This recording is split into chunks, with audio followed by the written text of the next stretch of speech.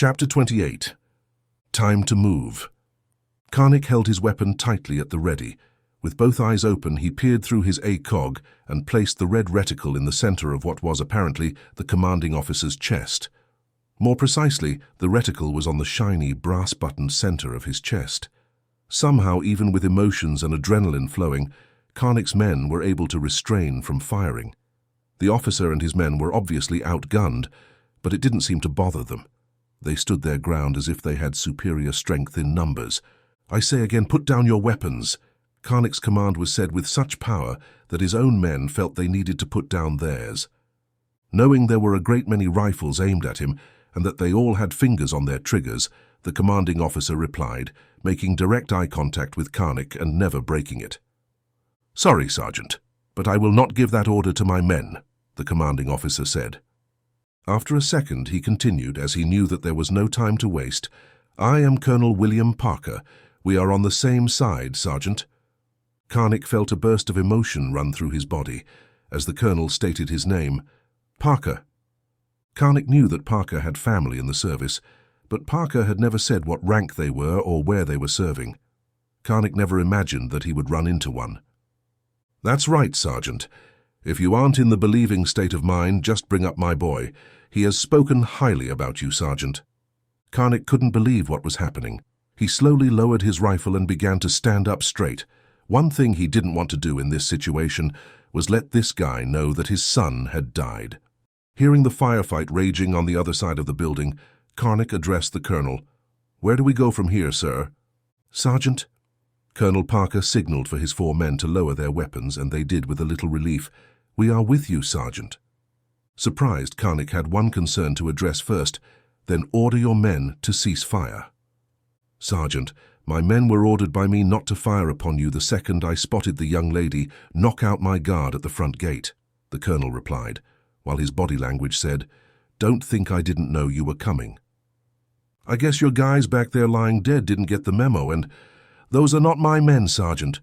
The colonel sharply spoke with distress in his voice as he continued, "They are with those out front. The men yours are fighting now, the SCN. "Well, order them down. I don't give a damn who they are with." Karnik knew that every second wasted could mean the life of another one of his men currently engaged in battle. Frustration was starting to take over, and Parker could read it in Karnik's body language. "Sergeant, they don't take orders from me, only the United Nations." Just that sentence coming from his mouth gave Parker the need to wash out his mouth. "What kind of shit is that?"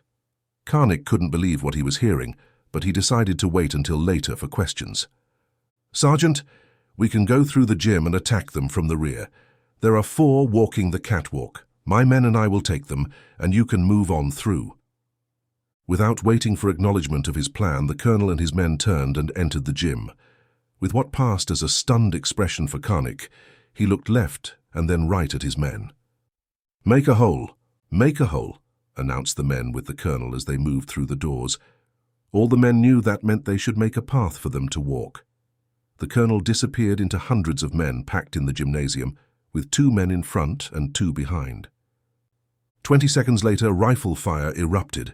Without delay, Karnik sprang forward through the doors of the gym to find Parker standing in the middle of his 4 men with their rifles pointing upward. Up above, Karnik could clearly see 2 men on the catwalk with their blood raining over the edge.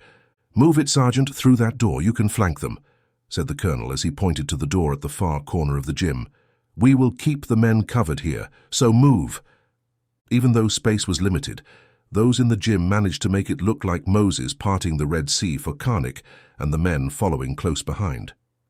Karnik slowed down when he reached the doors. In his mind, he pictured hitting them so hard that they would embed themselves in brick before stopping. Once again, everything seemed to move in slow motion as the doors opened. Before the doors had touched brick, the M4 in his hands had started to warm up as he sent multiple rounds into the body of a man. Thrown back by the doors, violent opening. Karnik could see that his plan to draw most of the personnel to the front was successful. The hallway through which they had just entered brought an entirely new meaning to the phrase, like shooting fish in a barrel. Karnik and the men to his left and right dropped to one knee and continued to fire. Things moved so slowly for Karnik that he swore he was seeing the rounds being sent up and down the hall. though he wondered why he didn't see the one that caused a burning sensation in his torso. Karnik marveled at how warm his blood was as it exited the wound, yet he kept firing. Fire he did, until a great weight took him to the floor. The heavy door creaked in protest as Sergeant Lee pressed his weight against it, heart racing. As he burst through, the weight of imminent danger bore down on him, every fiber of his being alive with electric tension. Being the first to step into this maelstrom meant his chances of making it out were thin. But if he was going down, he was taking the enemy with him. The world around him turned into a blur as his rifle came up, the narrow corridor acting like a tunnel vision, focusing him solely on what lay ahead. With every squeeze of the trigger, a staccato rhythm echoed in the dimly lit hallway, piercing the heavy atmosphere. Suddenly, an eerie silence descended as Lee felt the unmistakable jolt of an empty chamber. His heart skipped a beat. His gun, his lifeline, had run dry. He darted a quick glance around and realized he wasn't the only one. Many of his men were similarly incapacitated, their guns lifeless in their hands. It was a moment of vulnerability they hadn't expected so soon. But then, the unthinkable happened. Instead of the anticipated barrage of enemy fire raining upon them, a distant, sporadic exchange of gunfire filled the air from a perpendicular corridor. A moment of realization dawned. Their unexpected entry had caused confusion amongst the enemy ranks. With a swift, commanding gesture, Sergeant Lee signaled for a ceasefire, allowing the distant skirmish to play out, hoping against hope that this reprieve would give them the edge they desperately needed. Dropping his spent magazine and slapping in a full one, Lee released the bolt, loading a round in the chamber. Crouching down and pulling their weapons up to the ready, those around him followed suit, and at a steady pace they moved forward. Nearing the end of the hall, they slowly moved around, with men on both sides of the hall facing one another. Sergeant Lee watched the corner across from him as one of his men watched the corner coming up on his side. With each step, the men took revealing more of what was down the adjoining hall. While they exposed more of themselves to those who might be in the adjacent hall, the first thing they noticed was how shiny and reflective the floors were. But they knew that it wasn't from floor wax. The firefight was over and Lee could hear the sweet sound of men calling out, "UCM! UCM!" The scene was one of raw emotion. Sergeant Lee's heart sank as his eyes landed on Karnik's seemingly lifeless form on the floor. He had always viewed Karnik as invincible, a pillar of strength in their unit, and the sight of him injured was a hard pill to swallow. Rushing to his side, when suddenly the stillness of Karnik was disrupted by movement. His voice, although strained, pierced the haze of gunsmoke and despair that had settled over the scene. "Secure the compound! We aren't done yet!" he roared.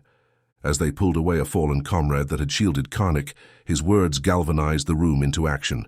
The sporadic pops of distant gunfire were a reminder that the fight was far from over. And while the men from the gym may have been caught unarmed initially, their desire to push back was strong. Several had already scavenged weapons and gear, ready to counterattack. Wincing from the sharp sting in his side, Karnik tried to regain his full stature, taking on the role of a leader even in his wounded state. "Let's get these men armed," he directed, each word punctuated with command. "Find Colonel Parker in the gym and get the location of the supply sergeant. And tell Parker to come to me, we need to strategize." The battlefield, once a scene of violence, had transformed into an unexpected picture as soldiers spilled out from the armory, expecting to be met with resistance, but instead were met with an almost surreal sight. The vast majority of their adversaries lay motionless on the grass, while others were in the unmistakable posture of surrender. Their hands clasped the back of their heads, their weapons discarded, lying far in front of them. The occasional gunshot echoed from the direction of the parking lot where Robert's team was posted, serving as a stark reminder that danger still lurked. Whispers and chuckles rippled through the ranks of the UCM soldiers. They couldn't help but find a touch of humor in the sudden turn of events. "Guess they didn't like the welcoming committee," one commented, motioning towards the parking lot. Approaching the subdued enemies, another added with a smirk, "Looks like they've been introduced to the squires."